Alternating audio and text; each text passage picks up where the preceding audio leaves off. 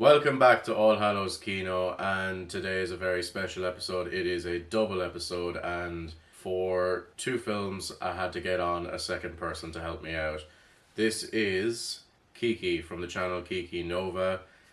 Tell the audience about yourself. What do you do? Well, I have my own channel. It's basically a variety channel. I cover literally anything and everything. Like my most recent video is basically me talking about what we're doing, watching a different movie every day throughout the month of October. So I thought I'd share that with my audience. So go watch that if you're interested and nosy. Yeah, she talks about basically anything and anything that's happening in the world. So just head on over if you like your vibe. Is that what you say? Yeah, like my vibe, subscribe. That's her thing. So, but right now you're on my channel and we're doing things the Mr. Kino way. For the first time. Today we're talking about the live action Scooby-Doo movies. I love these movies. I really As do I. We're not going to talk about Mystery Begins and Lake Monster. That's a whole other video. Can I come back for that, That's please? a whole. You can come back for that one, but that is a whole other kettle of fish. Today we're going to talk about the ones written by James Gunn, basically. The best duology known to man. These films are very important to us, as you can probably tell at this stage. I loved both of these since I was a kid. I was a big old Scooby-Doo fan. I liked watching, whatever version of the show was on TV. I caught episodes of the 60s show, but then I caught episodes of ones from the 90s and ones from 2010s. the actual time that I was growing up in the late 2000s and early 2010s and all that. So, I have all of that kind of a range. And of course, I watched the two movies on repeat. Specifically the second one. I definitely enjoyed the second one more as a kid, and I think I still do now. That's interesting because I watched the first one more as a kid. Really? It's probably because I had the first one on DVD, but that's the one I had the connection to. Like the poster that's on the DVD cover. Fucking love that poster. Goes hard. That poster is the best poster of all of them. I think it's the one with all the gang and the shadow of the Luna Ghost in the back. It's a really solid poster. Yeah, posters, they just don't have the sauce anymore that these movies did. They endgame it. Yeah, they'd endgame it. They'd have a photoshopped all their heads, on a background of a location and then the title underneath. Boring. Yeah. Boring, sloppy, lazy. Come on, guys. Avengers Endgame, Scream 6 did it. Wicked did it recently. They released their worst poster yet in advance of that film. Hopefully that's not the one that they end up putting on the fucking Blu-ray and stuff. I really hope it's the Creation one where they're both like that. That seems to be the main one that everyone's been using. That's the posters I've been seeing in the cinema, so it's probably that one. Yeah, loved them as a kid. Specifically the second one, I watched that one over and over again because it was more entertaining and it was more like the show. That is true, I will give you that one. The gang spends half of the first one split up, and I think that's one of the reasons why I didn't watch the first one as much. Also, the first one was way edgier. I love the edginess. I do love the edginess now, but I didn't like it as a kid because I was like, no, I want to see the gang together. I wanted just an hour and a half of an episode of Scooby-Doo, which is what the second one is. That's fair. But with the second one, though, when I watched it, I loved it when it came on TV because that was the only time I got to watch it because didn't own it on, DVD because this is why physical media. Anyways, I'd love watching. I'd be like, fuck yeah, this is so good. But at the same time, I don't know what it is. I think it was just because I had it more and I watched it more. So yeah, I loved them as a kid, revisited them a few years ago. That is largely how we got together as well, as through watching those movies at a party. Yeah. These movies are instrumental to me, basically. They're a huge influence on me. I watched them, we watch them together about once a year, I'd say. Yeah. And it's we watched them twice this year. Do we? Yeah. We did, yeah. Here and then we... Really personal to both of us, I think. And also, I mean, being personal is one thing, but they're both still pretty well made and very, very funny. They truly hold up. I'm laughing at them more now as an adult than I did as a kid. Especially because there's a lot of adult humor as well in it. I'm Mary Jane. Yeah, Mary Jane. That's my favorite name. a lot of stoner jokes. Talk about toasted. Matthew Lillard ate up that role. He really did. These two movies have perfect casting. I don't think any movie has topped the casting. No, the casts of these movies are basically like ideal. I actually could not. No. I suppose I could imagine, like, I definitely couldn't imagine anyone but Matthew Lillard playing Shaggy. Yeah. And that shows because he played him for the next like 20 years after. He still loves like reappearing as Shaggy.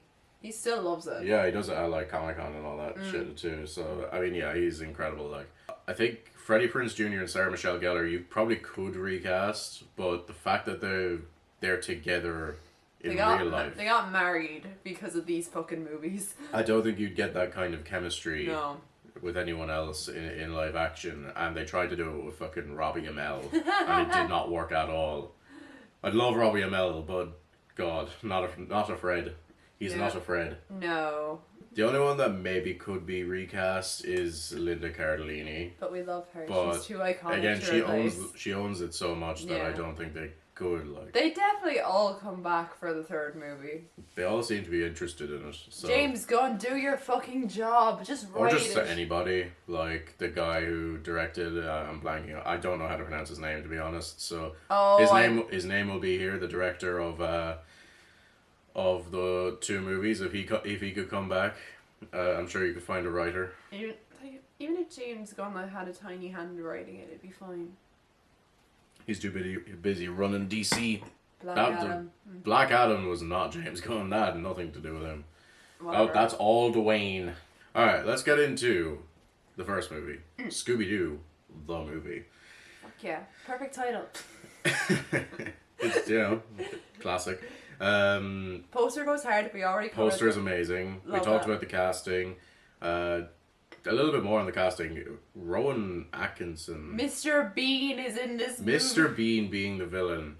Again, just perfect. Like, that, you don't get much better than that. Like, I love his opening scene. It's his best scene in the whole movie. When he's just like, oh, I could be pretty scary. He's just going, rah, rah. I wear claws and It's like there's, I I think there's like a famous bit. I might be misremembering this story, but there's like a bit where Rowan Atkinson was doing a comedy sketch as Mr. Bean, and he walked out on stage and everybody burst out laughing, even though he hadn't done anything yet. Mr. Bean's hilarious. Because just Mr. Bean, like Rowan Atkinson, he's one of those people where he's just funny. He is. Like, he just is funny. Yeah. Like, without any effort.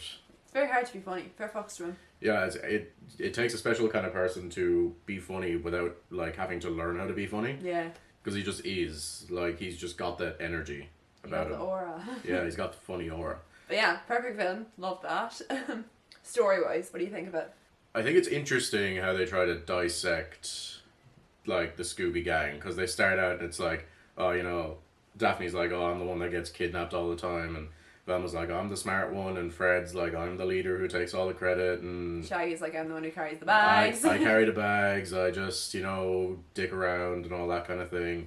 And I like how they examine that and they're like, this is fucked up. We're all bullshit. We're all in our late 20s. Why are we doing this? So they all quit. And I think that is interesting. Like, that's why I didn't like it as a kid, but I like it more for that now because it's not just an episode. Like, they did the episode and it's the first 10 minutes of the movie. Yeah. It's great. I love that opening scene. I do. It's a great opening scene. And then I love it at the end then of that scene. They're like, this is fucking stupid. Why are we just doing this over and over again? We're doing the same thing that we did when we were teenagers. And I kind of really like that idea of like splitting them up and having them all kind of grow. And a lot of that growth is off screen, and you can see there's deleted scenes, I think, where you actually see them doing separated. Those things, yeah. Like Fred's like at a talk about his book, and you see Daphne learning fucking karate or something. Yeah, she's learning martial arts, becoming a black belt. I think did she say it was Krav Maga, which is like one of the deadliest fucking martial arts. I arts. can't remember what one it is, but like she's a black belt in whatever one it is. Yeah, she's a black belt in fucking origami. Yeah. But yeah, this movie invented feminism because of that. I stand by it. That's another thing that I think is really interesting. It's very feminist.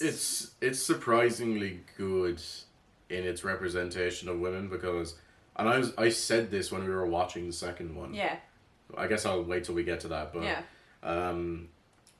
These films do a really great job of appealing to both boys and girls, I'm where just thinking of that one interview, and you know the interview I'm thinking of. oh yeah, where fucking Prince Jr. is just like, I mean, it's a talking dog. No, but just and then before that, it's like Daphne's talking about like the deep philosophical themes. It appeals to everyone. It's not a boy's cartoon or a girl's cartoon. Like, and it's very cool in that way. It cuts to Fred. It's a talking dog. Like, you can't get any cooler than that. And they're married, and that makes me so happy. Because they have so much. They have fantastic chemistry in both of these films. Even though they spend most of the first film apart.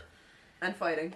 But what I love is that it does appeal to everybody, these character archetypes, because especially because women are so underrepresented, and it's getting slowly better as we go on. But for a film over 20 years ago, 2002 was the first one. It's the same age as you. Yeah, 22 years ago, for a film to have a girl who's not necessarily fitness obsessed, she's more intelligent. And she can definitely stand on her own as an intelligent person. Yeah. But then to also have the kind of girl who's a little bit more glamorous, a little bit more vain. Feminine, very feminine. A little bit, a lot more feminine, but then also capable as well in that she knows martial arts and she's very fit and that kind of thing. Like, you've hit it on basically all cylinders there. Yeah. Like, close enough to it anyway. You know, obviously you can't represent every single person in every single piece of media, but I think the Scooby-Doo films, it's so fucking weird. We're talking about Scooby-Doo. But, like, they're done this fucking cartoon, like... But see, it's done so well. That's why we're talking about it, like, we could just be like, it's a talking dog, like, but no, there is more to it. It's literally like that interview. Yes, it's a talking dog, but there's so much more to it. Yeah, there's so much more depth behind it. And, like, if I could do a college essay on these two movies, I would. There's not really an intelligent male character. No. But Fred is kind of the same, like, kind of, the jock. He's... low-key a himbo. A little bit of a... Yeah, he's got himbo energy, but, he's nice. That's more so in, like, the second movie. Or no? No, I think it's more in the first movie. Really? Yeah, he's, like, really self-obsessed. I'm getting mixed up with the prequels. So, I guess, talking a bit more about the plot, how do you feel about the twist at the end that it's Scrappy-Doo? I thought it was good. Like, as a kid I didn't see it coming, but like, I could nearly quote this entire movie, so like when we watch it as adults, it's kind of like, maybe I have the nostalgia glasses, but I still think it's pretty good. It's clever. I don't think you do it today, like, if you get what I mean. Like, you wouldn't see a movie doing that now.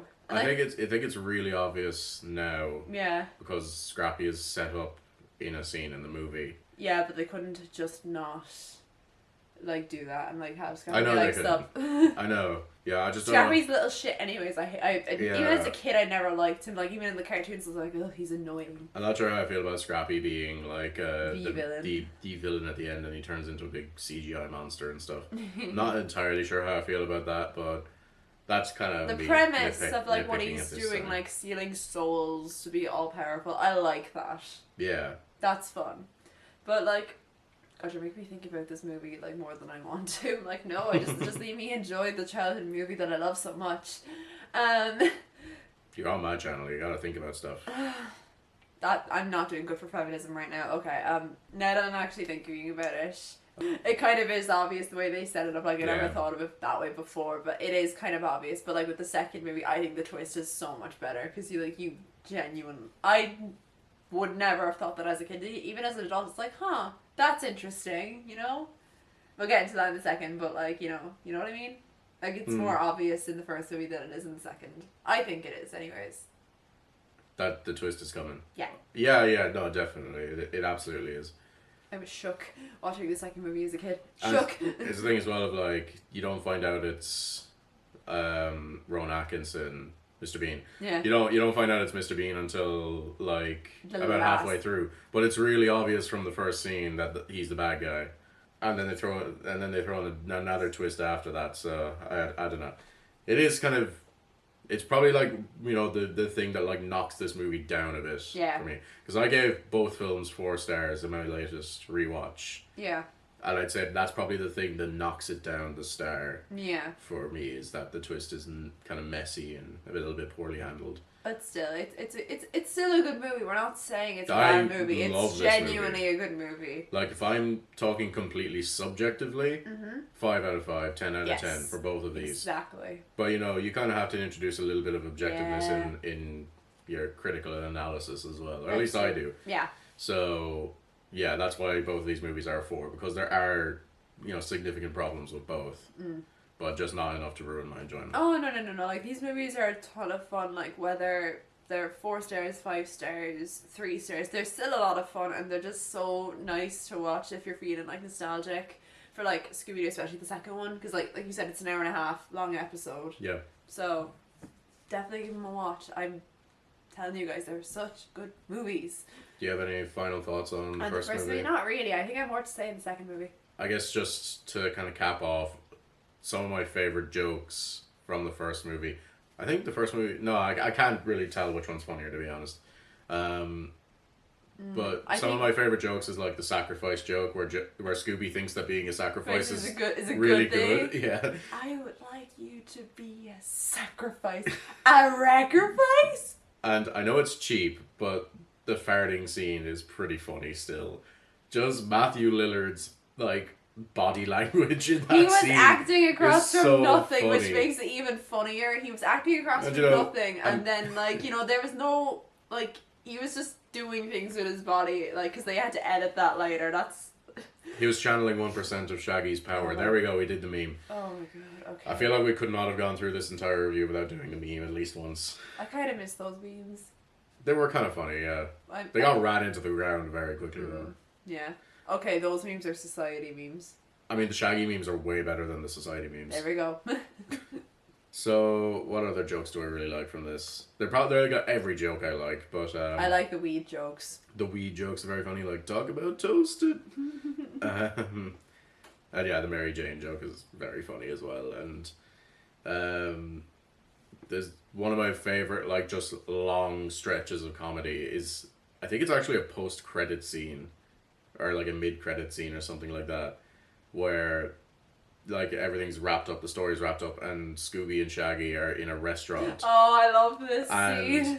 Shaggy dares Scooby to eat an entire jar of like these Chili flaming hot peppers. chili peppers, but like they're insanely hot ones, and you're supposed to only have like one. And It's really like an episode. the CGI Scooby just absolutely going insane over this fucking these chili peppers is so funny. And then they each do another jar of them, and you just see smoke coming out of the restaurant windows. It's with the screaming yeah, the coming from screaming. inside. It's so good. I love it so much. That one is good. Another, like, it's kind of like a running joke here, the whole thing, is like Melvin Doo. Oh, Melvin Doo. I love Melvin Doo. So it's like... he's just this poor college kid. This is the first joke that they do is like this guy gets a phone call. He's like, I'm looking for a Mr. Doo. And this random college kid just stands up and goes, Melvin Doo? Nah, And he's like, Scooby. no, it's Scooby-Doo. And then later on it's like, I want Scooby-Doo to be my sacrifice. And Scooby's like, don't you mean Melvin Doo? And it's like pans over, it's just the college kid again. He's just like... He's like, his soul is already taken, he's just there like... He's like, what? That Just Melvin. I want a spin-off movie about Melvin Doo. a What's prequel movie. What's his story? Why did he come to Spooky Island? Spring Break, obviously. Oh, I'm surprised you didn't mention this one. It's like, what do you care you drink out of a toilet? Oh, that's a good one. Like every joke, we could just list off all the jokes, but I guess this is the last one I'll touch No. on. Is it's like they're trapped by food. And it's like, quick, Scooby, we have to eat our way out. And Scooby starts eating, but he's like, oh no, it's all made of plastic. And Shaggy's like, what do you care? You drink out of a toilet. And Scooby goes, so do you. It's so good. Okay, that's enough listing jokes, I guess. Oh my god. Just But yeah, Melvin I guess- Doo. I think Melvin Doo is like just my favourite running joke. That is definitely... For one thing, Scooby it's nothing. Like, they're all acting across from actually nothing, and they're Fair just putting folks. Scooby in over it. to Matthew Lillard for that. Like, honestly, Yeah. that must be so Because difficult. Matthew Lillard is like never in a scene without Scooby-Doo, so he has to constantly be acting across from like air. A tennis ball or something, just to Yeah. show where Scooby is. Yeah, sometimes they'd use like a little head, a little head, so you could get the eye line, but that's about it. It's really impressive, to be honest. He's such a good. He might be one of my favorite actors, like, ever.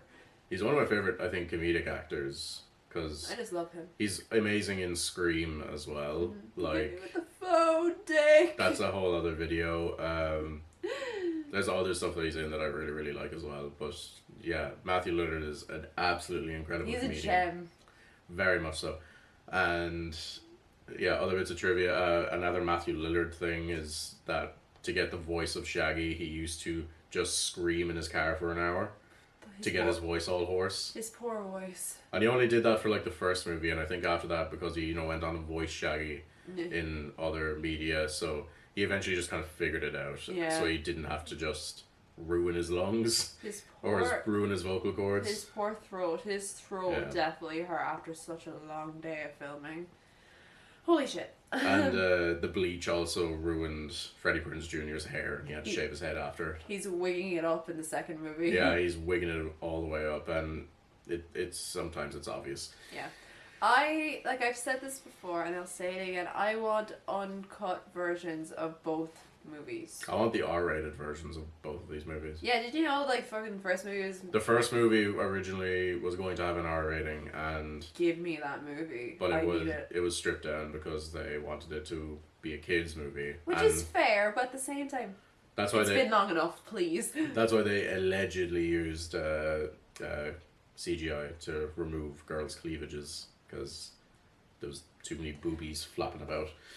Don't say that. Don't say that. I'd say let's move on to the second film, Scooby-Doo 2, Monsters Unleashed. Spooky. Thoughts on the second film? Not as much of a connection to it as the first one, because like I said, I never owned the second one. The only time I could really watch the second one is when they decided to show it on TV for like special occasions or whatever, or maybe like at my friend's house. Like, I can't remember if they had it or not. I feel like one of my friends did, so I'd watch it there. But like, again, I just never watched it much as a kid, but like it was always like an event to me when it was on. I was like, fuck yeah. Not as much of a connection to this movie than you have. You get me? Yeah, this is always my favorite of the two. I had both of them on DVD, Look at you. but I severely scratched one of them, I think. Get fucked. So, but 2 was always the one I'd watch over and over again because I really preferred it because it felt like an hour and a half episode of the show. And I still do appreciate it for that fact, and I think it's got a cleaner story. I think it's got a neater kind of a story. It does. I will give you that. It's less like all over the place. You don't accept the twist either. It's a lot more straightforward, which can also be a hindrance sometimes. You know, I can feel like the characters are kind of in a bit of a rush, like, and that they're kind of just going through the motions, which I guess is where the half star goes. The twist at the end of this one, though, is also kind of weird and messy. Like, how, like... You don't really see it coming, though. Because, okay, spoilers for this movie as well. The villain turns out to be Alicia Silverstone, Batgirl. But then it turns out that Alicia Silverstone was a man wearing a woman costume. He's a man in a mask! Like Buffalo Bill style. But you often see Alicia Silverstone wearing like tight dresses where she clearly has a female figure. I don't know, maybe, you know what, maybe... Drag queens exist, corsets and tucking everything up there. Maybe Jonathan Jacobo's just a fan of drag. I'm telling you, tight corset and it's tucked right up there. You have no idea it's there. They set up Alicia Silverstone as villain. Oh, she's about to get caught. Daphne's about to murk her, and then your man, the villain, appears, and Alicia Silverstone's like, "Fucking told you, bitch." Yeah, I think. I do think it's better than the first one, though. The twist. Yeah. Because you genuinely do not see it coming that Alicia Silverstone is secretly Jonathan. Because you see Alicia about to get caught, and then like your man appears then, and then you could see her being like, "Fucking told you it wasn't me," and then like, how did they figure out though? It was Ned, because Ned's just like a random camera guy. I'm like, who the fuck's Ned? Like, I think they're just like, he's the most likely guy. Yeah. Because he's always around Alicia Silverstone. Yeah. Yeah. But yeah, no, like, Alicia Silverstone being a man, did not see that coming. I don't know. There's still moments. Like, I'm pretty sure she wears a backless dress, or he.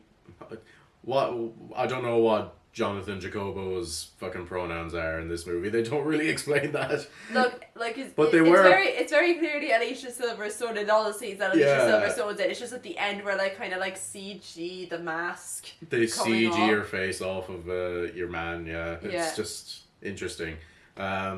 I feel like I'm not qualified whatsoever to talk about that aspect. I never thought about it. Yeah. And I'm kind of happy I never thought about it. I think it's better not to. No. This is a movie from 2004. We've talked way too much about this one aspect. That's you. You opened this can of worms. This is your fault. Let's talk about tributes to the TV show. Seth Green's in this. Seth Green is in this. Chris Griffin's in this. Chris Griffin. It's such a weird choice. Like, why is Chris Griffin here? But I think it's even funnier that Velma is so, like, in love with Seth Green. It's the perfect man for her, to be honest. I don't like the Velma and Shaggy ship.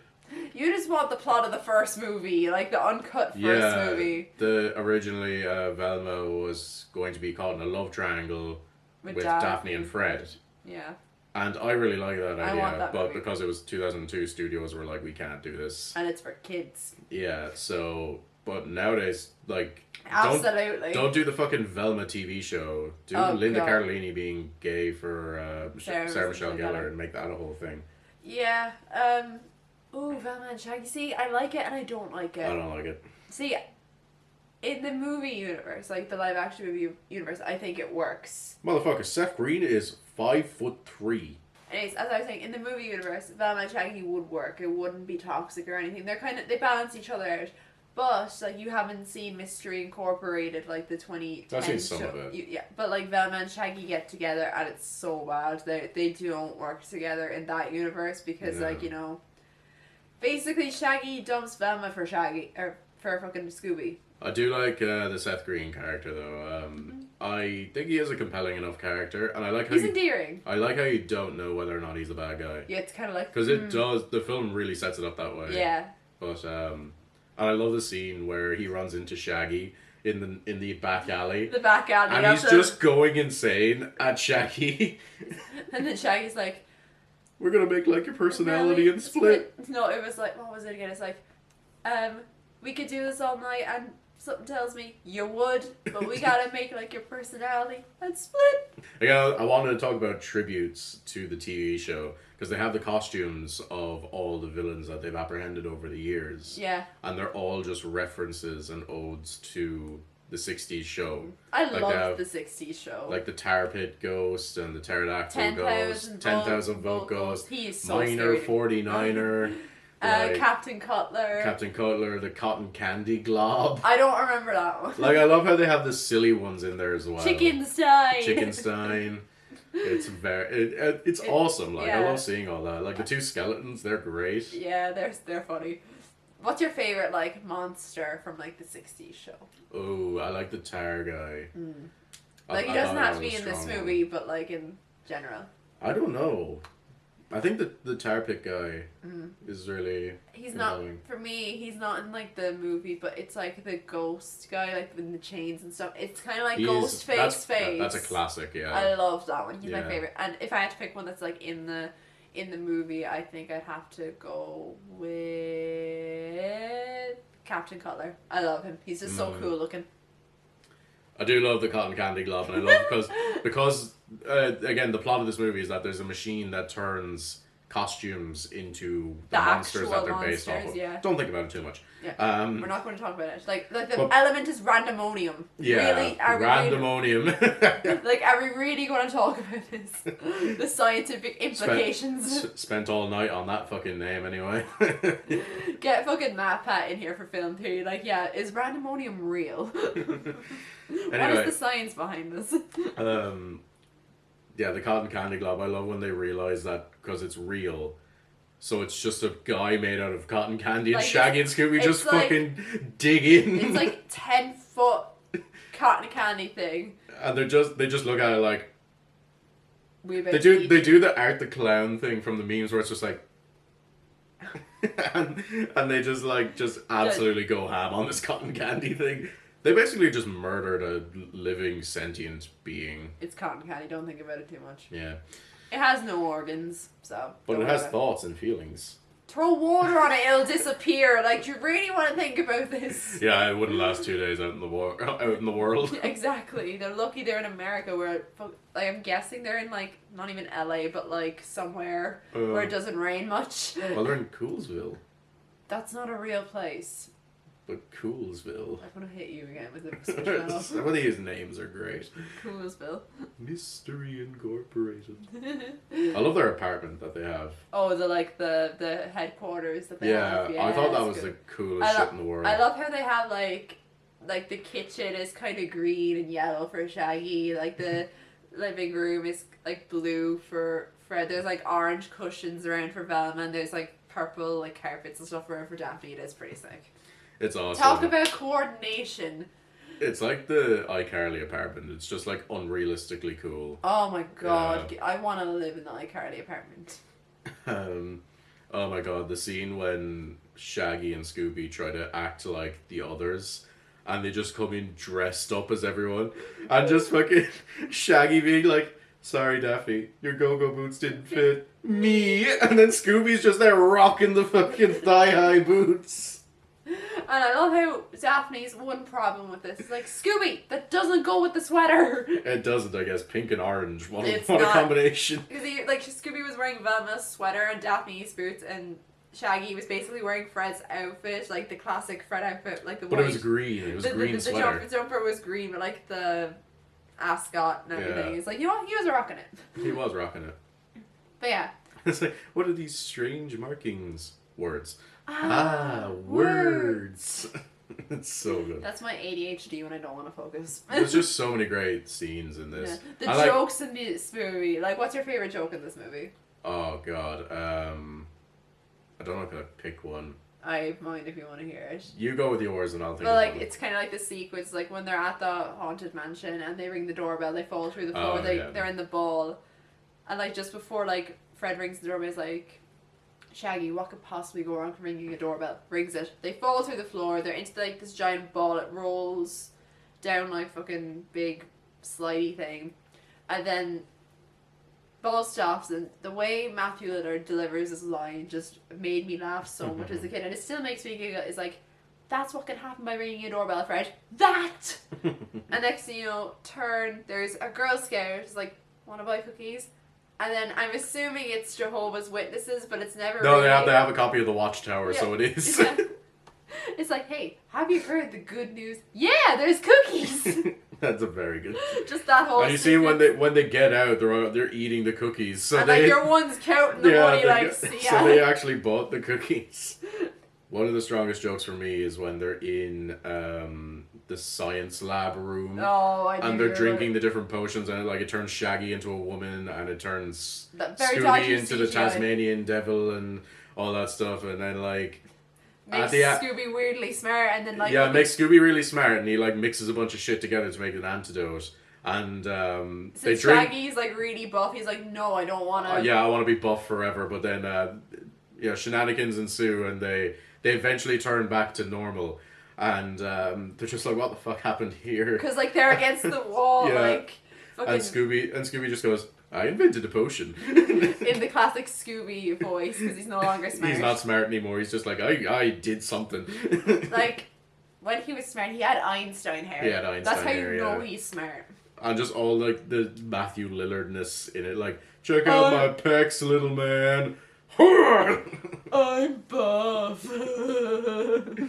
So yeah, that might be one of my favorite jokes That was my in favorite. the movie anyway. But let's talk about the depth. Oh boy. The depth of this film. Okay, it does kind of go deep. Let's put on our film brains, our film hats. There we go. Because I think this does even more in the way of depth of these characters and different themes and progressiveness and all that kind of thing. Because the like biggest kind of feminism moment I think in this movie that I think is really good for like kind of the empowering women thing. Yeah. Is I'm not drawing attention to that. I can't move. Is when they're fighting the Black Knight Ghost. Oh yeah. And you have Velma reading from the book, trying to figure out like where his weakness is, while you have Daphne like actually fighting him using her martial arts skills. And like a sword. It's like it's perfect. Like you can say it's like it's stupid that pretty girls can't be smart and stuff, but this film I think makes great strides in showing how capable the women can be. Yeah, we're capable. Because they fight the monster using Daphne using her skill, and Velma using her mind, and it takes the both of them coming together to defeat the monster in the end, and I think that's really good. Ultimately, Velma has the final kill or the final hit. Yeah, she does the final hit after Daphne like sword fights him for so long. Yeah. Yeah. So I mean, as a woman, what do you think about that? Fuck yeah. Yeah. I think my favorite thing is Daphne wears a t-shirt with her face on it, like as she's fighting your man. I like it. Good. It's not like men are useless, feminazi side of things. It's realistic. It does it really well. Like, Daphne fucking baiting the shit out of the Black Knight Ghost, Velma reading the book and ultimately getting the final kill because she found the weakness, and like how the fuck is she going to like, yell to Daphne where it is, where she knows exactly where it is. That's really good. I also like how when they're trapped in like the ball thing after they ring the doorbell, Daphne actually gets them out via the power of makeup. Love that. Don't know if that's how it actually works, but we're not going to think about that. But they still would have been stuck there if Daphne didn't know. It makes sense in the movie, but I don't think it would probably work in real life. But like, she gets in there, she's like, I enjoy being a girl. I'm like, me too, bestie. Me fucking too. Yeah, I didn't even think of that moment, yeah. The fact that Daphne uses her vanity as a tool to... Like, it's not vanity in a bad way. It's like she uses... her makeup skills. Yeah, her own skills, because her skills lie in her looks. Yeah, beauty and, like, taking care of her looks and her appearance and stuff. And that ultimately saves them. Which isn't a bad thing. It's not a bad thing. No, it's not. Yeah. It's like... because obviously, and that the movie presents it that way because... she got them out. It gets them out of the ball.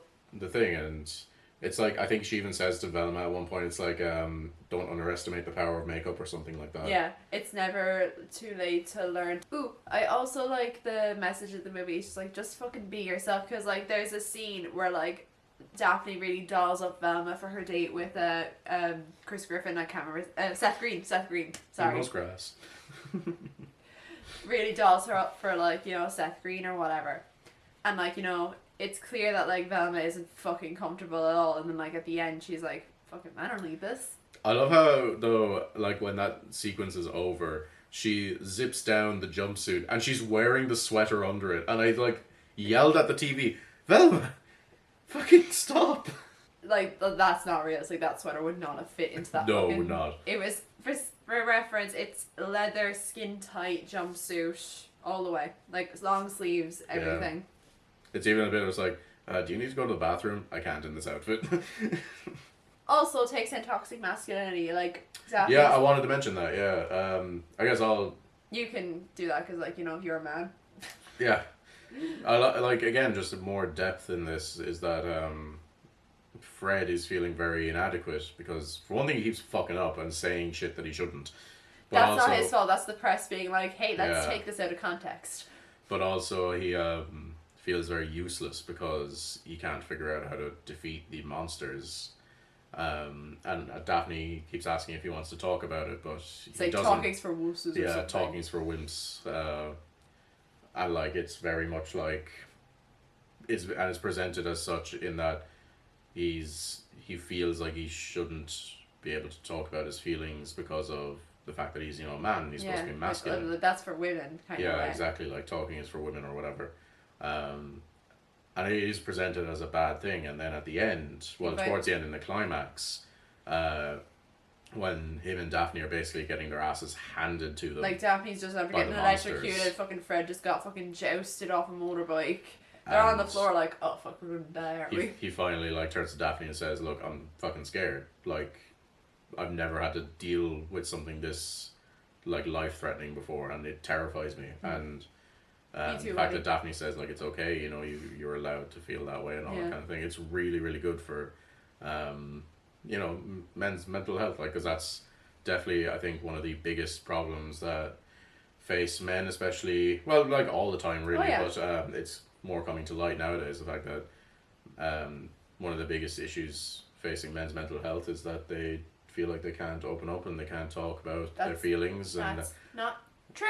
they feel like they should be, you know, like they should close themselves off and all that kind of thing. When I said that's not true, I mean like it's not true. They can't talk about it. Like that sounded really bad. I was like, oh wait, rewind. But yeah, men, talk about your feelings. We won't touch you. We love you. We love you, men. And we love women too. So yeah, I think that's really good as well, and it ultimately helps them because they defeat the two ghosts together then as a united couple. But I dare say are like the two most terrifying ones. Like this, the 10,000 volt ghost. It's electricity. Yeah, it's pure energy, and it That's can scary. literally kill you. Like And that's then the one that scares me the most. The Black Knight Ghost is literally just metal. Metal and like in the scene where Daphne like fights it like earlier on, where she stabs it through the stomach and like Nothing happens. Nothing happens. It's literally just floating through. It's like, oh fuck, and she's like the ghost is like, that tickles, and Daphne's like, this is fucking bad. What else? I mean, there's also really good stuff like Shaggy and Scooby. Like, we were talking about the jokes that they do about it, but the fact that they feel inadequate because they keep screwing up. Yeah. But then it takes Velma telling them at the end, like, I want to be like you. Yeah, like, you guys are so, like, unapologetically yourselves, and that adds a great sense of morale to the group. Like, you know, they're not useless. Like, Yeah. they provide their own special kind of strength to the crew. And ultimately, Shaggy and Scooby do end up defeating all the monsters. Like, they do it in the end. So, you know what? They're not screw-ups. And I think Velma has probably the least amount of depth of the crew, but I do like how she kind of feels like she has to be okay with being herself around Seth Green. Like, she has to be confident in who she is, and not try to be more like Daphne, because, you know, that's not what Seth Green wants. No. Like, Seth Green likes her for her kind of nerdy, geeky Sweaters, self. glasses. Glasses, bob odds. wig, yeah. Yeah. That fuck ass Bob. So yeah, I mean, honestly, there is a great deal of depth in this. I yes. think more than people probably realize, because people always focus on the silliness. Yeah. One of my last few points about this movie is, like, the ultimate fucking hype moment for me is when Scooby rides on the fucking fire extinguisher and it plays the Scooby-Doo theme, and then at the end he's about to, like, you know, Who do you think you he's are? he's about to flip the switch, basically, that turns all the monsters back into costumes, and the villain's like, who do you think you are? And he just goes, Scooby Dooby Doo. It And then zooms it every time he says it's something. so good. And then he just, like, puts the thing down, flips the switch, and then they're all, like, turns back into, it's so good. Yeah. It's so awesome. Unreal. Like, they're so silly, but they're so good. Like, watch these movies if you haven't seen them. They're an absolute so fucking good. riot. Like, they're so good. It's so early 2000s. Like, the Yeah. soundtracks. We did not mention the Oh my soundtracks. God, they're yeah. so good. Some fantastic music in Oh, both no. of these. It's, like, so early 2000s, but, like, in the best way. Like, in the first movie, when they're in Spooky Island, it's, like, 2002 haircut, like that guy with the really spiky hair all over his head, like tips that is 2000. all that kind of thing. That band that was in the first one as well, can't remember the name. Sugar Ray, yeah. They're just there. Like, yeah, the fashion's aged, but who cares? Mm. It's of the time. I kind of love early 2000s fashion. it was wild. Yeah, that and like early 2010s, that was a time. But yeah, soundtrack's amazing as well. Yeah, absolutely. By the way, we have a podcast. It's called the Having Notions Podcast. We upload basically every week. Every Mondays at 9 a.m. The Irish time. Yeah, the day of the week can sometimes change depending on the week we're having. Look, I said no more of that. We'll also, which episode is it? Our last episode, what did we call it? Would we survive this? If that gets 200 listens, we said we'd both do the cinnamon challenge, so that's true. go listen to that and There you go go. follow our podcast on Spotify. Share it around. I'm working on making it available on other platforms. Just bear with me. But yeah, you can follow the podcast. So yeah, it's basically just an hour and a half of this. But like, you know, more energy because I'm not focusing on looking at the camera all the time. Yeah, we are a little bit more comfortable because we don't have to worry about that. Dance sequence at the end of the second one. Oh, the dance sequence. Gotta love a 2000s dance There sequence. was there's two dance sequences in this movie, both really good. I don't know why Seth Green's in the ending dance sequence. He's not part of the core crew. You're just referencing that Mr. Sunday Movies video It's now. my favourite joke in the entire video. It's so good. He's not part of the core crew, fuck off. And actually, there is one moment that I forgot about that I really love, and it shows that there is a lot of love put into this film. Yeah. Which is when they find... Oh my god, that's one of my favourite jokes as well. When Scooby finds all the clues, but they're not clues, they're just shit. They're just cool. He just found a bunch of cool shit and just like went, they're all clues. And Shaggy's just like... Those aren't clues. Those are just stuff you want. Like, how is a toilet brush a clue? Scooby-Doo. Doo-doo-doo. But yeah, one of my favourite moments, and it's such a great deep pull, is that they, for a brief moment, they sing Exchanging Glances, for the Frank Sinatra song. And that is where Scooby-Doo's name comes from, because Frank Sinatra did this a lot, where he just make it up with noises in place of liver. Yeah, he'd just go, and in the song Exchanging Glances, at one point he just goes Scooby-Dooby-Doo, like just randomly.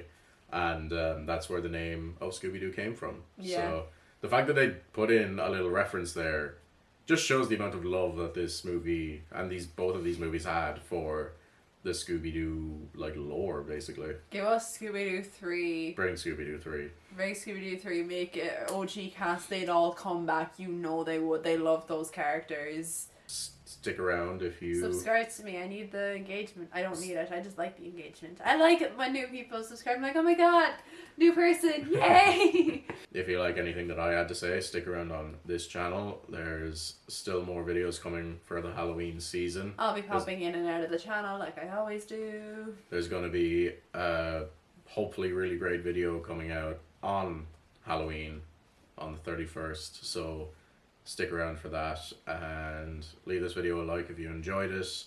Subscribe to my channel, subscribe to his channel, subscribe to our podcast, and yeah, see you around. Have a really great day.